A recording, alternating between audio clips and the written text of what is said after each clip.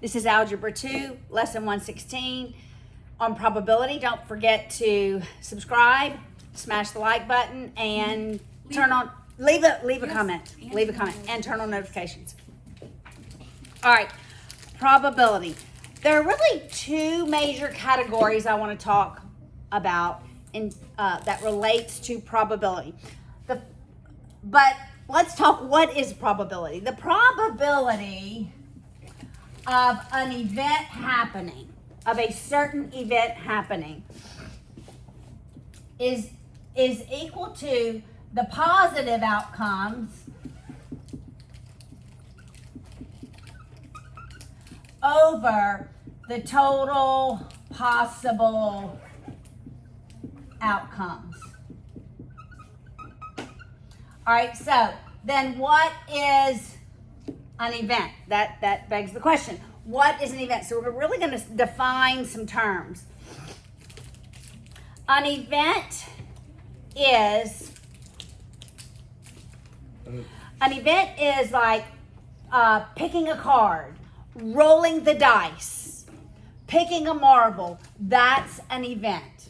Make sense? The positive outcome will be like if I have marbles and I have green, yellow, and red. So the positive event would be like if I want to choose a red marble.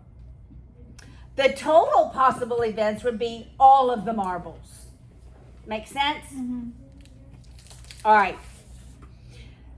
So when talking about probability, if let's just say I have 6 red marbles, 5 yellow, and 4 green marbles. All right.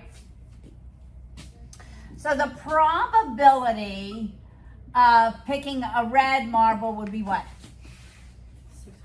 6 out of 15. Positive out of total. Right? The probability of a yellow would be 5 out of 15. And the probability of a green would be... So what is the sum of all of the possible probabilities? 15 out of 15. So the sum of the probabilities of an event has to be 1. Such that if I didn't tell you how many green marbles there were, but I told you I'm picking from 15, or that the probability of picking a red was 6 out of 15, you should be able to know, yes. Because the sum of the probabilities has to be 1 or 100%. The sum of them has to be. Okay. Got it? So then you would be able to know that's 4 out of 15. The probability of an event ranges from 0 to 100%. Like, in this situation, what is the probability of me picking a blue marble? 0. Oh. Got it? Then what if I said, that's what I have, 15 red marbles. What's the probability of me picking a red marble? 100%. 100%. So probability will always range from 0 to 100% or 0 to 1. Depending if you're representing probability as a percentage, which is typically known as chance when we represent it as a percentage, or as a ratio. Got it? Which 0 to like 1. 6/15. That's correct. Yeah, always 0 to 1. Now, let's go back. What did I have? How many yellows? 5. And I had 4 greens. So we know the probability of picking a green is 4/15, right? What if I ask, what is the probability of not picking a green? Then it would be 1 whole 1 minus 4/15. Make sense? Mm-hmm. All right, so you can use probability in that respect. Are we not doing the first section of this lesson? We are. Oh, okay. We're getting. I'm actually covering it all in one. All right. So, there are two ways we look at the total possible outcomes. Either we have an event is independent, or it is mutually exclusive. That is correct. All right. Does that mean if you were going to say, what's the probability of getting a green and then a blue? So independent is when we have two events. So we have two events. You see the words and, possibly, and you're going to multiply. All right, so let's go back to our marbles. Red, yellow, green, 6, 5, 4. All right. So in independent events, I'm making 2 picks of marbles. Got it? And I'm looking at the probability. So it just depends if I'm replacing or not. Typically, well, it can be either. Depends if I'm replacing the marble. So it would look like, what is the probability of picking a red and a yellow marble? Let's say I'm doing, two events. Picking a red and a yellow. Then you would multiply those. It's more typical when we have independent events to like roll a dice. I have 2 die that I'm rolling at one time, right? And so what would be the probability of rolling a 6 on the first one and a 2 on the second one in one roll? Well, that would be 1/6 times 1/6, which would be 1/36. All right, so we have 2 events because we have 2 dice, and what happens on one dice has nothing to do with what happens on the other dice. They are independent events. Got it? Mutually exclusive is just one event. So it's like rolling one dice. And you hear the word or. When you hear the word or, we are adding the numbers. Okay, mutually exclusive. Well, we can look at the marbles. It would be sort of like I'm taking one marble out. What is the probability of drawing a red or a green? That's mutually exclusive. Like if I draw a marble, I either know it's red or it's green. There's no confusion, unless maybe I'm colorblind. But, obviously, regardless of whether or not you're colorblind, the marble is either red or it's green, right? That means they're mutually exclusive, but we have one event. So then I would add red plus green. All right, so when thinking about probability, you have to discern, are the events independent or is the event mutually exclusive? Because and means we're multiplying, or means we're adding those probabilities. All right, so that's the first major concept that has to be understood. All right. The second one is, there's really 3. Am I doing the events with replacement? Oh, yeah. Or without replacement?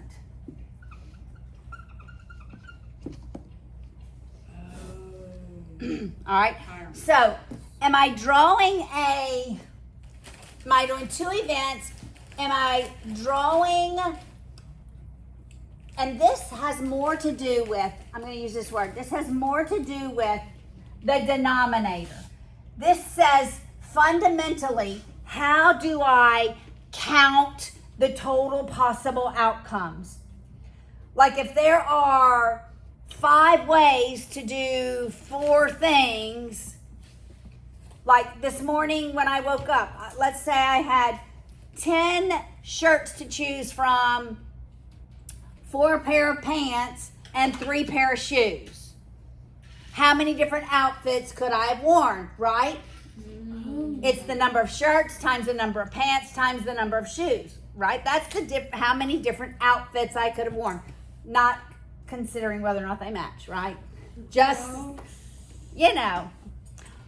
All right, that's the fundamental counting principle. So it matters whether or not I have replacement.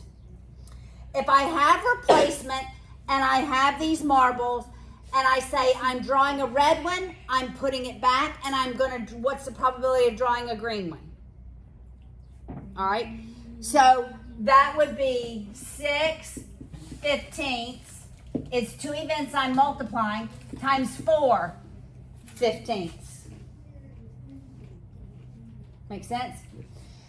If it's without replacement, then I have to decide, is order important or not? If order is important, it's called a permutation. Order is important.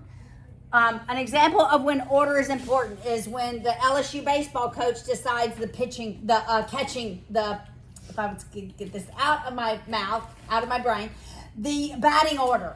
Is the batting order important? Yes. Yes. LSU's baseball batting order is important. All right. So when order is important, we call it a permutation. When order is not important, we call it a combination.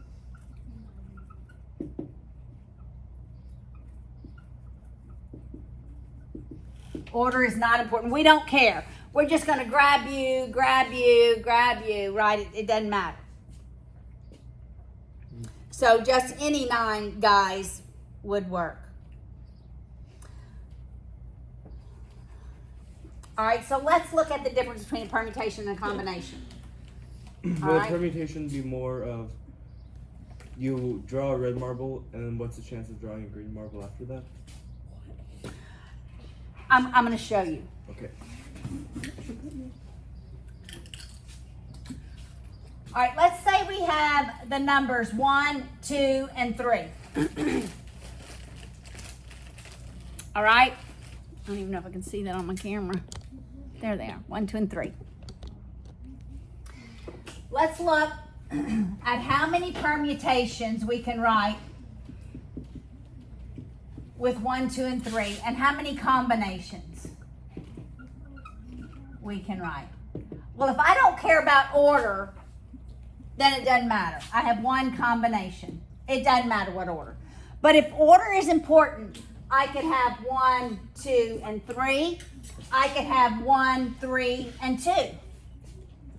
I could have 2, 1, and 3. I could have 2, 3, and 1. For when the order is important? Order is important. I could do 3, 1, and 2. I could do 3, 2, and 1. There are 6 permutations. Fundamentally, to count them, there are 6 total possible outcomes if I'm fundamentally counting them. If I'm looking at combinations, I don't care. It doesn't matter. There's only 1 combination because it doesn't matter the order. So oftentimes order does matter. More times than not, order matters. All right? So you have to decide, does order matter or not? And so this is we're talking about what the denominator in that probability would be. We're talking about the denominator. So if I asked you, what is the probability of choosing a 1, a 3, and a 2, it would be 1 out of 6 total possibilities. Oh, in that order. In that order, right? Make sense? Yes? How do you do you have to write out all the possible options? What if it's like a big number? No, you actually don't. All right, so we're going to use our calculators. I have 3 options. This is really, if I want to count it, it's 3. If I have 3 and I'm choosing all 3, it's 3 factorial. Exclamation points! It's called factorial. Anytime that's 3 times 2 times 1. I always wondered what that was. Yeah. Where is it? It says 6. 6, that's what we have. 6. Okay, now there's another button. There's actually 2 buttons. All right. For the permutation, there's NPR, which is by the multiplication sign. Does everybody see that? Oh, yes. And then there's NCR.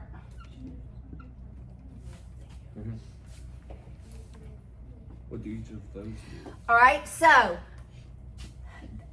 NPR is when we have a permutation, and there should be numbers before it. So it should be 3 because that's the total number to choose from.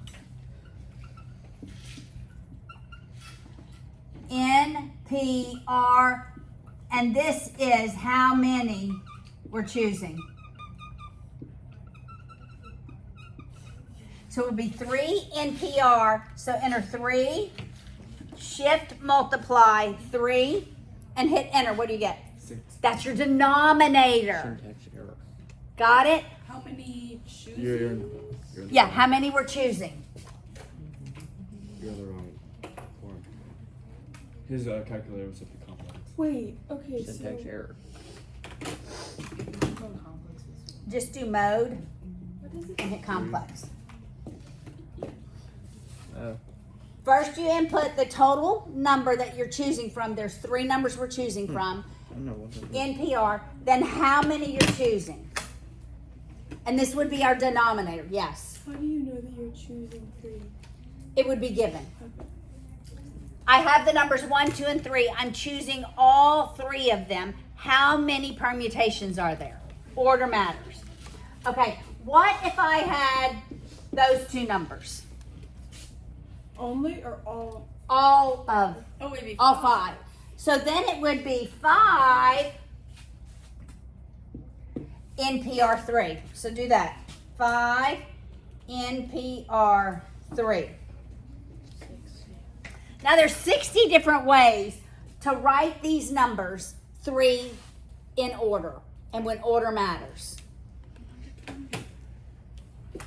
Got it? Now let's look at NCR. Wait. Mhm. Is it 5 NPR3 or 5 NPR? 5 NPR3. I'm choosing 3. Oh, you're choosing. Choosing 3. I have 5 numbers. I'm choosing 3 of them. Okay. Make sense? All right. And let's do 3 NCR3. This is where order doesn't matter. NCR is under the division sign. Yes. And what do you get? 1. You got it on your calculator? It's 1. All right. Does that make sense? Make sense? Okay, independent event is 2 events, right? We're multiplying. Mutually exclusive event is 1 event, and maybe you're looking at 2 different outcomes, a red or a green marble. Make sense so far? Okay. Now, let's look through the examples. And you actually have a bunch of examples. I also printed out some practice, and you have the answers as well. Okay? I don't think there's enough practice in your homework. We're getting near the end of the textbook, so there's just not a lot of repeat practice. Is this just log practice too? The first is just log practice. All right? Thanks, Miss Haley. All right. Let's look at example 1. All right. How many different ways can the numbers 3, 5, 7, and 8 be arranged? What's the next one? What's the next words? Arranged. In order. In order. So what do those words tell you it is? Order matters, so it's a permutation. Got it? In order. If no repetition is permitted. That means We're not repeating the numbers. We're not putting it back. Yeah. Because if repetition, if repetition was allowed, and there's 4 of them,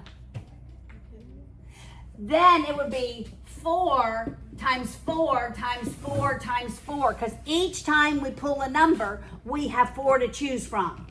That would be our denominator. We're only talking about the denominator. We're counting the total possible outcomes. The probability of a specific outcome would be 1 over that, okay? But no repetition is allowed or permitted. So it's 4 factorial or 4 NPR, and we're choosing 4 of them. There's 4 to choose from, and I'm choosing all 4. So you do either of those? That will give you the same answer. in what scenario would you not choose to just go for the 4 factor? If you weren't choosing all the options. Yeah, if I'm only choosing 3. Okay, that. If I was choosing 3, you could do 4 NPR 3, or this is if I'm only choosing 3. Here's the way I want you to see this. I'm going to choose 3 out of the 4 numbers. In my first choice, how many numbers do I have to pick from? 4. I know I'm multiplying because I want these specific numbers. And I know it's a permutation, and I'm multiplying. All right? And these are independent events. When I draw, the next one is another event, right? So always when there's multiple events, I'm multiplying. How many numbers do I have to choose from here? 3. And the next one? 2. Yeah. All right? Or you could do that. And I've not seen where they don't choose all of them on the ACT. But I have seen problems like that. All right, so there's 24 different ways we can write those numbers. Make sense? Yep. Okay, what's key is you're asking yourself the 2 questions. Yes. So it doesn't really have anything to do with like the numbers. It's just like you could say the same thing for like marbles. And Yes. It would just be 4 marbles. Like it's not Right. like it would be like 8 written on a piece of paper. Right. And so then the answer would just be 24. 24. That's the total possible outcomes. You get what we're just counting, looking at the fundamental counting principle for determining the total possible outcomes. The denominator in a probability. Got it? Yeah. Okay. And so what's important is the first question you ask, is it with or without replacement? And is it a permutation or a combination? Got it? All right. Look at example 2. How many 4-letter signs can be made? So we're using 4 letters. Here's the letters we're going to use. If repetition is allowed. So what do you think that's going to be? I can repeat it. I have 4 spots where I'm going to put letters. How many do I have to choose from this first one? 5. I put the letter back because I can repeat it. How many letters can I put in this next one? 5 times 5 times 5, which is 5 to the 4th power. So when repetition is allowed, you're just taking your total possibilities in the pool that you're choosing from, and you're raising it to how many places there are. Make sense? And that's a lot. All right, look at the next one. Example 3. A multiple choice quiz has 8 questions, and there are 4. Each question has 4 choices.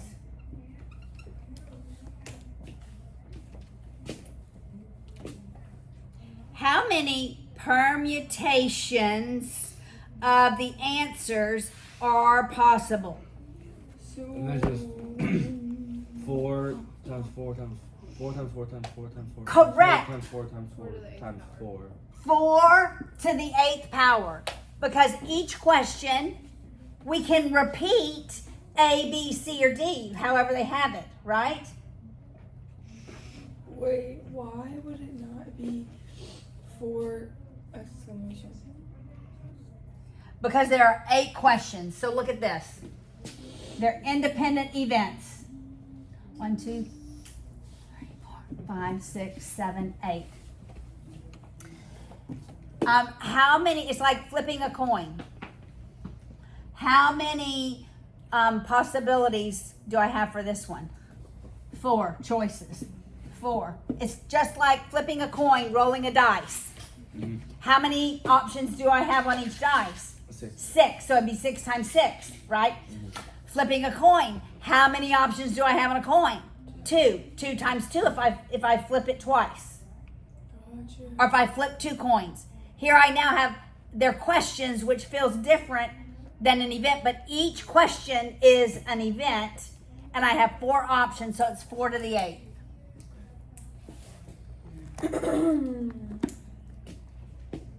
Because the replacement. I can choose A for every one of them, right? Assuming A was an option. Okay. Look at example 4. How many 3-letter signs? So I want to use 3 letters. Can be made from the letters numeral.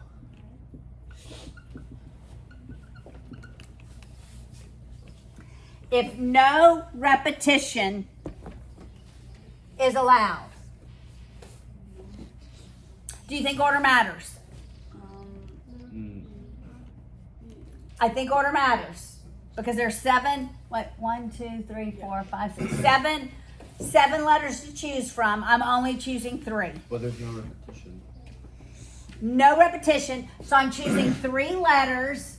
So in the first one, how many letters do I have to choose from? 7. 7. Then I have 6. then, 5.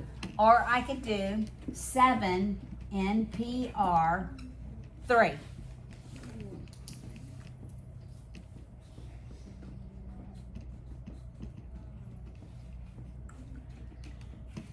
You get 210? Yeah. How's that? Wait, so we have 7. Yeah. Okay, how does Two, the plug in 2. NPR work? Kind of.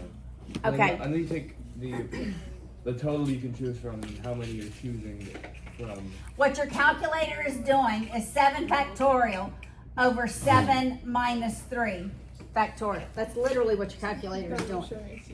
Oh. Oh, that's Yeah. That's what this does.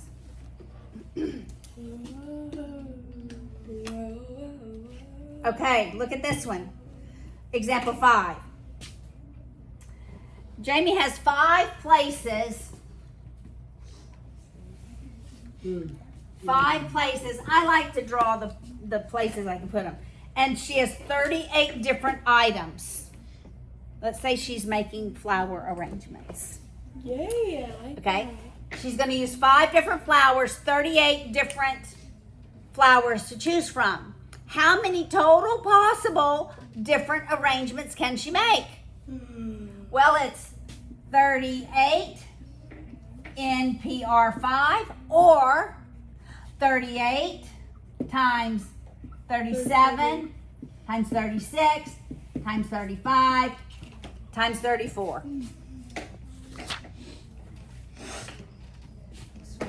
That's a bunch. Big old number. 60 million.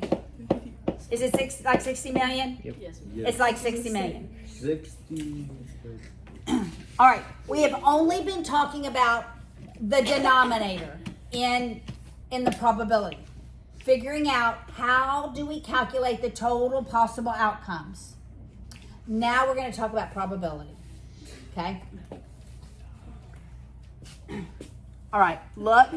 But y'all have done this before, all right? Look at example 6 on page 472. 2 dice are rolled. Okay? Mutually exclusive or independent? 2 dice are rolled. Mutually exclusive. There, 2 Oh, events. independent. 2 dice, independent. So I'm multiplying. So fundamentally, my denominators are going to be 6. Because there's 6 possible outcomes and I'm multiplying. Obviously, it's replacement because both dice have the numbers 1 through 6. All right? All right. Look at A. What is the probability of getting a sum of 7? Whoa. Okay, these are permutations, independent events, so order matters. So this is what I do. I have the 2 dice, right? And I look at all of the outcomes. I can roll a 1 with a 6. I can roll a 2 with a 5. A 4 with a 3. If I get 4 on this one, I can get a 3 here. Yes. A 5 with a 2, a 6 with a 1. Do we have to write all that out every time? I do. All right, so we know the denominator is 36. How many outcomes? 1, 2, 3, 4, 5, 6. That means 1/6. That's the probability of getting a sum of 7 on the dice. Wait, how do you get 36? 6 times 6. Remember, that's our fundamental counting principle. On this dice, I have 6 options. On this dice, I have 6 options. Oh, yes. Right? And then there's 6 possible. And then here's my possibilities for a sum of 7. B says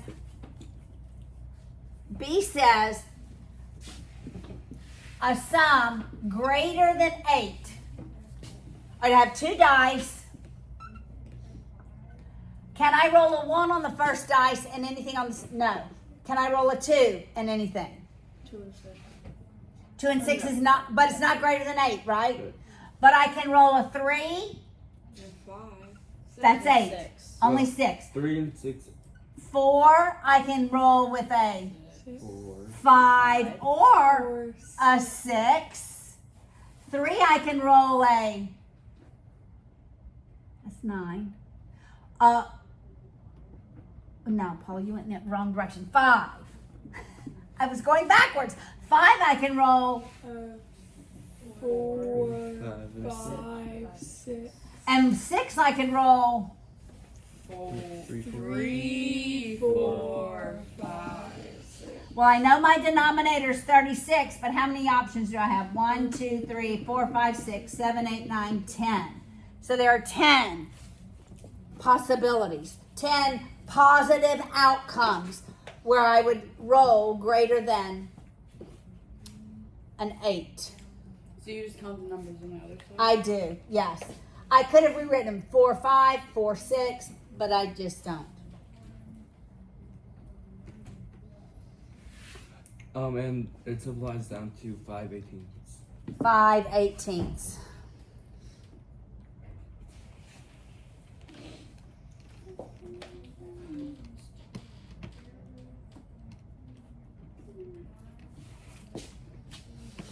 All right, let's look at the next example. Next example. A fair coin is tossed 3 times. A fair coin. What coins are? Okay. If it's tossed 3 times, I have 6. let's say the outcome. We're gonna look at the outcome for the number of heads. Okay, so what I could have is, what's the most number of heads I could have? 3. 3. Then I could have 2. I could have 1, or I could have 0 heads. On all 3. Make sense? So we're going to build a table. This is what we'll do next year. All right. Your question asks, what is the probability that it comes up heads every time? So I have 3 flips of the coin. What's the probability of it getting heads the first time? 1/2. Independent events, the next one. 1/2. The next one. 1/2. So it's 1/8. It's 1/8. What is the probability of getting no heads? If I get no heads, then we have all Tails. tails. And that would also be 1/8. That is also 1 out of 8 For heads? for 0 heads, Why would it be a 1/8? because that's tails, tails, tails, all 3 times. But there would be no probability for heads. Well, there is. That I'm saying, what is the probability of getting 0 heads in 3 tosses? And that is 1/8, as well as getting 3 heads in 3 tosses. It's the same. Okay, so what does the fundamental counting principle say my denominator has to be? It has to be 8. Because it's 2 times 2 times 2. And Okay, what is the probability of me getting 2 heads? Well, let's write them out. Head, head, tail. That's one option. I could do head, tail, tail, head, head, tail, head, head. 3. Can I already know the probability of getting 1 head? I could take 1 minus all that, but let's look at it. 1 head. I could do head, tail, tail, right? I could do tail, head, tail, or tail, tail, head.